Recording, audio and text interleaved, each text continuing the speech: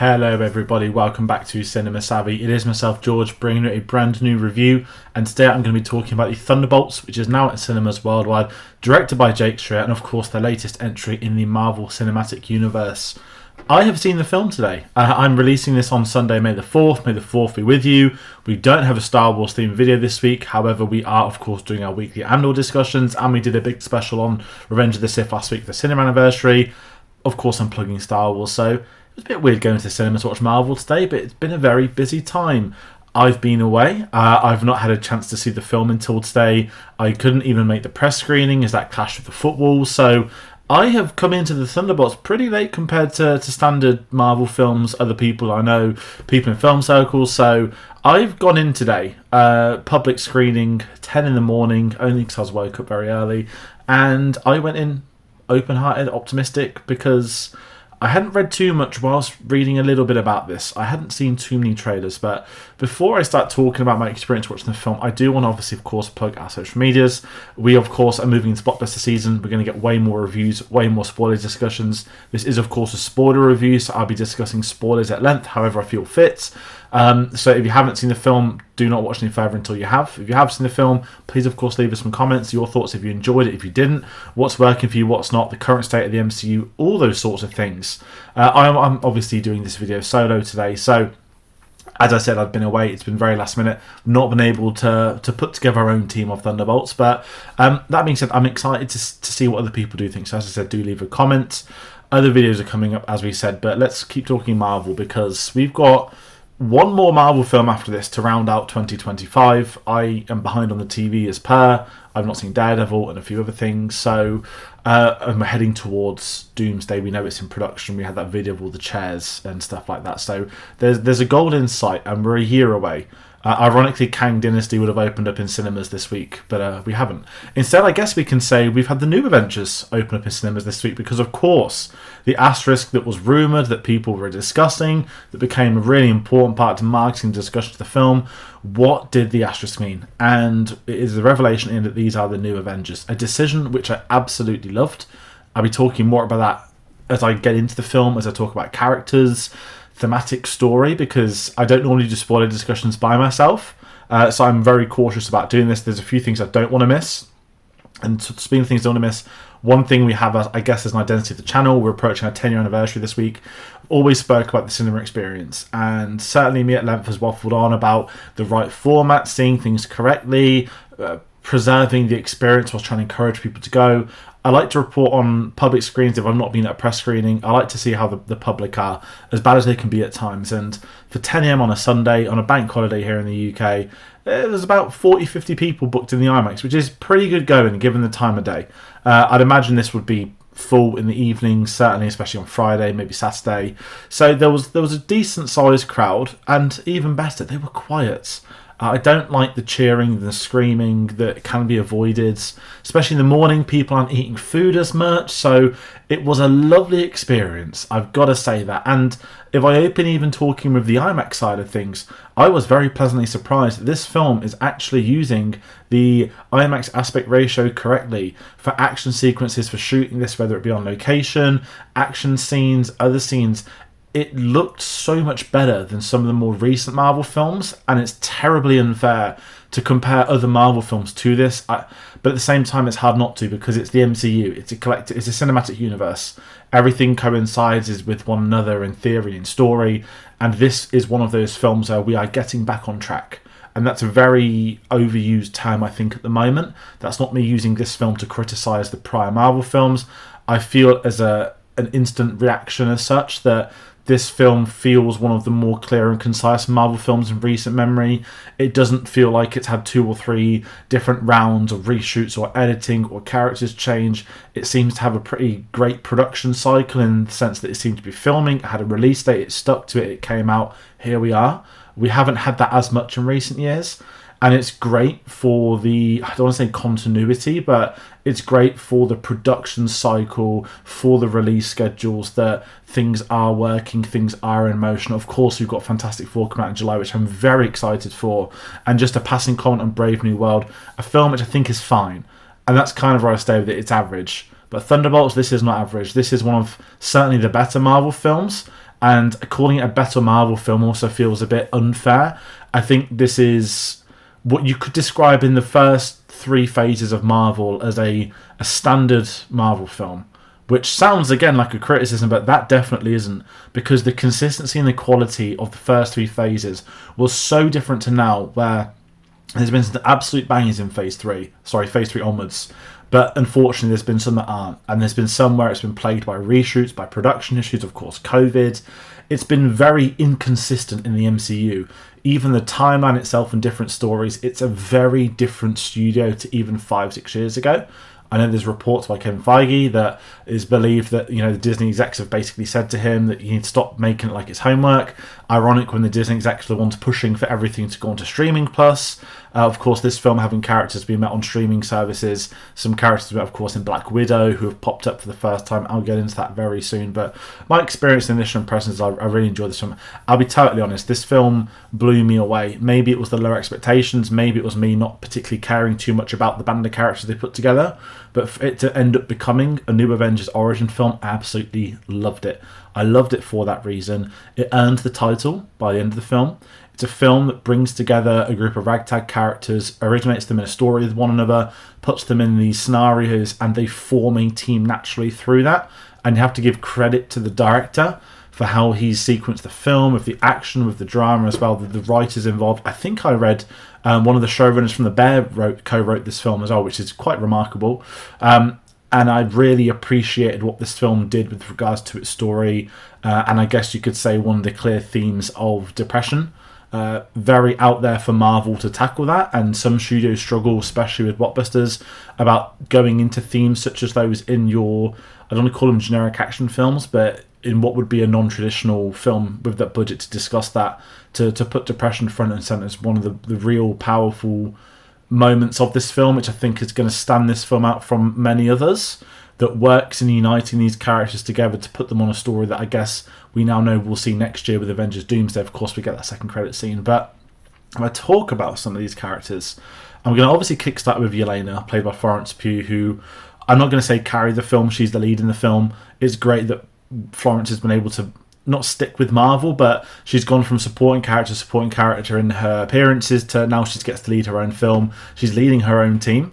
I think it's earned. I think it's utilising one of the best young actresses in the world, who has been, worked with the likes of Christopher Nolan. She's one of the most in-demand actors working today. And to have her leading this team, I thought was quite a brave decision by Marvel and a correct one. She absolutely carried it. She nailed that leader role of the team, and I really appreciate the film for doing that. And also Florence Pugh for even getting stuck in herself. The opening scene is the second tallest building in the world, apparently. She jumps off it for the intro. I do have a criticism of that, and this is more of a wrestling thing. Because it's the opening moments, unless you know the behind the scenes, you don't appreciate how good a stunt that is. Look at Mission Impossible Ghost Protocol. Really random comparison. Mission Impossible's out soon, obviously. Tom Cruise is climbing the biggest building in the world. They make a humongous part of the film set there to build up to that, with tension, with other reasons, and I think the scene is lessened in Thunderbolts just by it being the opening shot, because you haven't had time to think about that. Really random critique, but it's just something that stuck out, that when we got to that opening, I was like, oh, this is really cool. And then it was over, flash like a pan. I wish they could have spent a little bit more time on that to make those moments feel more impactful, to feel better, but I appreciate that isn't what the tone of this film is meant to be. But having the arc where she's obviously lost her sister in Black Widow, she's got a distant relationship with her dad, there's obviously no mention of the mother as well.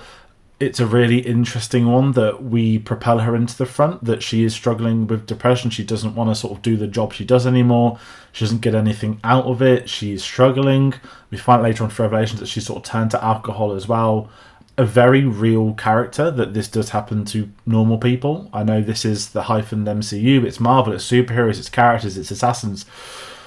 But to put normal issues that affect everybody into these characters, it just makes them feel more real. It makes it feel more like a lived-in world. And I really appreciate the film doing this. And I think Florence Pugh in the lead has the acting capabilities to run with that, to lead with that. And the film works so much better due to that.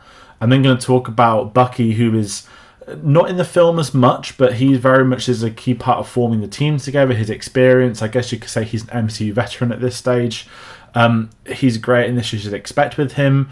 Going into the more political role, coming back into the action side of things, I didn't particularly care for the subplot with the politics, the Congress stuff. We know it's going to lead to something that's going to lead to Doomsday. But to have Bucky getting some great action sequences and a lot of, again, great interactions with characters we haven't seen him with before, I really appreciate that. And it's great to get him in there. I'm going to talk about John Walker, who I played by Wyatt Russell. I'm sorry, I almost called him his dad then, Kurt Russell. Wyatt Russell, who was one of the best things in the Captain America series. I loved what they did with that character. Having the rip-off Captain America, a lot of comedic moments in this film due to that, but seeing the impact of what that did to him and his family. He's not a great person. He's doing these Black Ops missions with all the others, but his wife has left him. His wife has took the kid away. He's trying to pretend everything's okay when it's really not. I really appreciate that. Not that I've ever gone through anything like that in the remote, but again, we're talking about these real life issues that affect certain people, and his obsession with failing in his professional life as Captain America, putting him on a diet path to where he is now. He fits in so well, and he's got maybe my second favourite character arc of this film. And it's certainly a character, you just said to me a year ago, do you want more Wyatt Russell? I'd have said, I don't know what you can do with him, if I'm honest. But yeah, now we absolutely can, and I can't wait to see him next year come back once more. And he's got a great costume, by the way, when he ends the film. It looks like one of the Howling Commandos. I know he's playing US agent at this point in time, but again, you're taking this ragtag. This isn't the traditional New Avengers. It's not even a traditional Thunderbolts team, but they make it work with what these people have done in the MCU before. They make maybe wasted characters into interesting characters, or they take characters that are sort of used and don't think there's more story to then put them into a new one. And I think that's exemplified with Ghost, who some people might think, who's Ghost? What's Ghost from? Of course, Ant-Man and the Wasp, a film not too many people talk about these days. I think Hannah John Command plays her very well. It gets to do a lot of cool stuff, because I'll be honest, I didn't care for the character in Ant-Man. And when they announced this film, I talk about Taskmaster, I was sort of like, really? We bring back Ghost and Taskmaster, I'm thrilled. Prove me wrong, of course they did. Loved her in this. We got a bit more development. We got to see her working, and again, going back to the competency of the direction. By the way, this is only the director's third film he's made, but we got to see really cool action sequences with her character. We got a little bit more of her story, the impact it had on her, growing up the way she did. And I think just the difference in direction and the tone of the film, just 180's her character. And again, you now sat there thinking, yeah, this is someone, I don't call them, I know they're the new Avengers. I guess you could say by the second credit scene they aren't the official Avengers, but there is something in play that I quite enjoy of them all coming together. And we're then going to talk about Taskmaster, who I didn't get the spot, but I kind of did. Because I've been away, I'd not seen the film, I've kept offline for quite a bit. I saw a couple of memes yesterday comparing Taskmaster to like Suicide Squad characters, so I kind of assumed it'd be a glorified cameo by Olga Kurylenko. Cameo is even a compliment. Popped headshot straight away. Kind of feels like a message that, yeah, we didn't do well with Taskmaster, did we? And just instantly gets rid. A character I don't care for and I don't need to care for, I tried to learn to care for. I think personally the story was fine with the characters they had as the Thunderbolts, so don't mind it. I loved the concept of the group of them coming together, that they're playing the Weber games, that they're all the loose ends, so if every loose end has got a mission to kill each other, they're all going to go into this base, into this incinerator, and all die together. I like that as far as villain plans goes. I like that in terms of a story to get the team together. You look at the original Avengers, they're avenging Coulson, that was the big moment that put them together.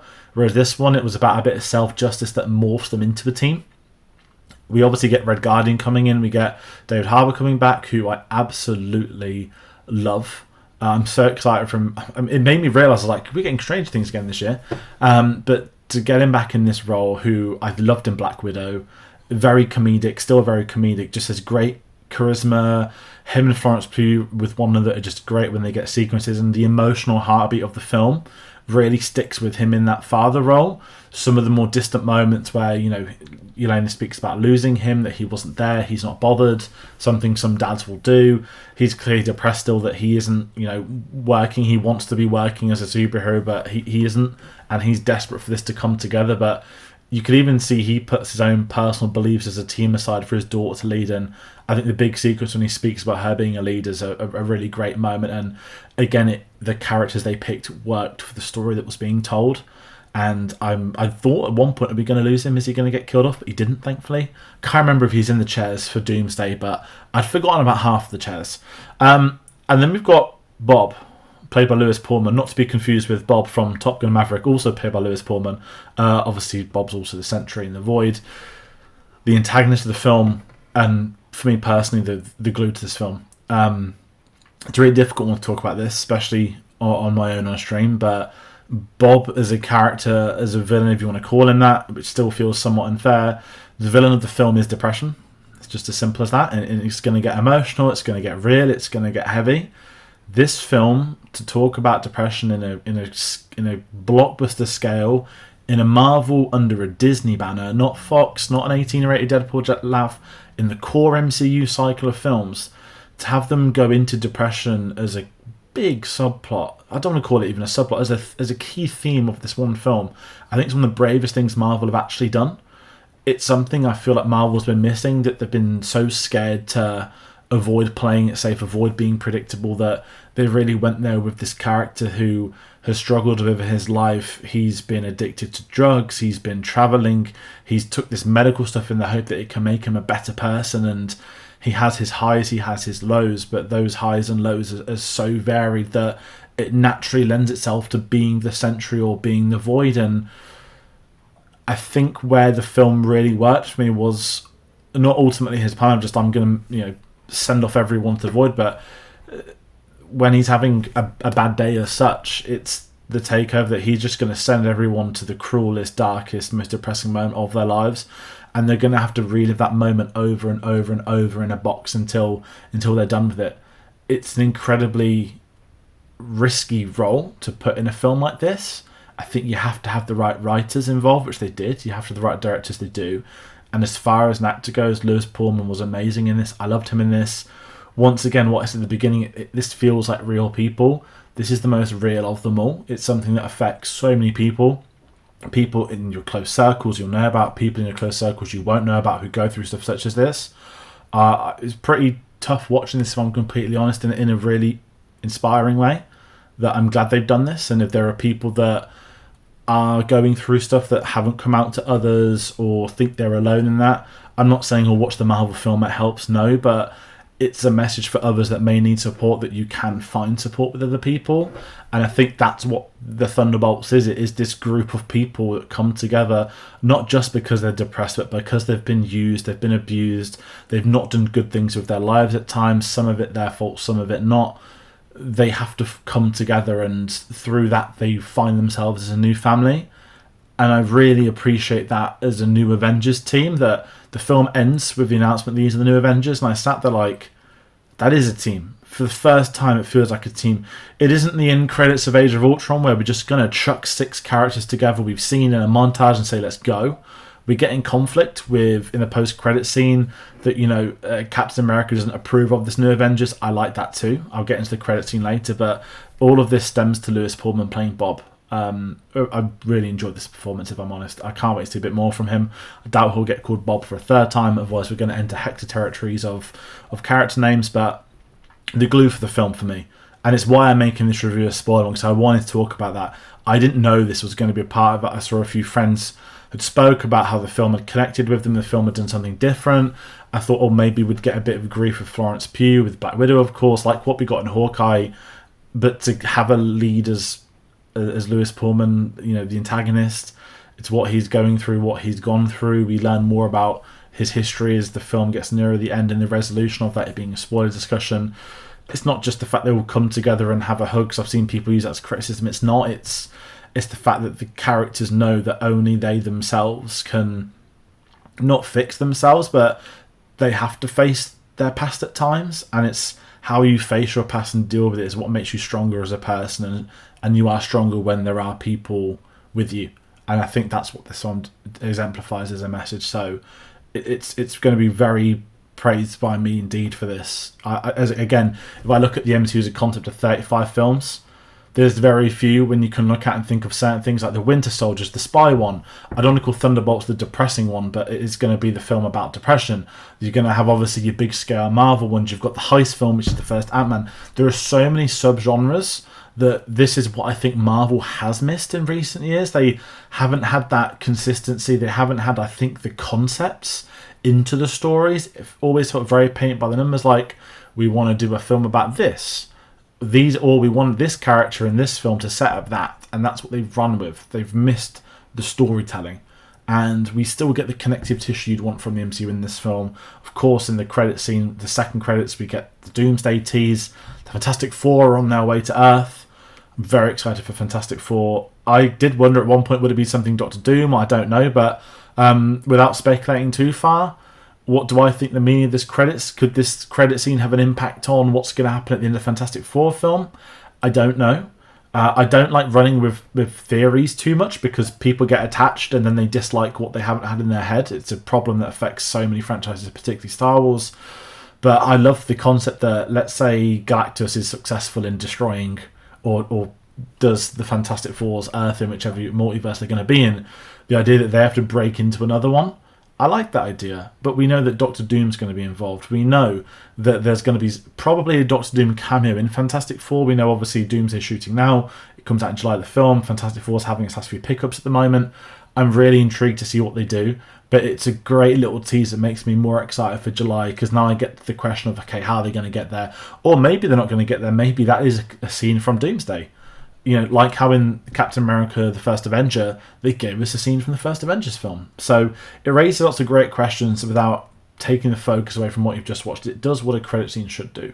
And one of the last things I'll say, before I get to my final thoughts, I want to talk about the score done by Sonlux, which was a fantastic soundtrack.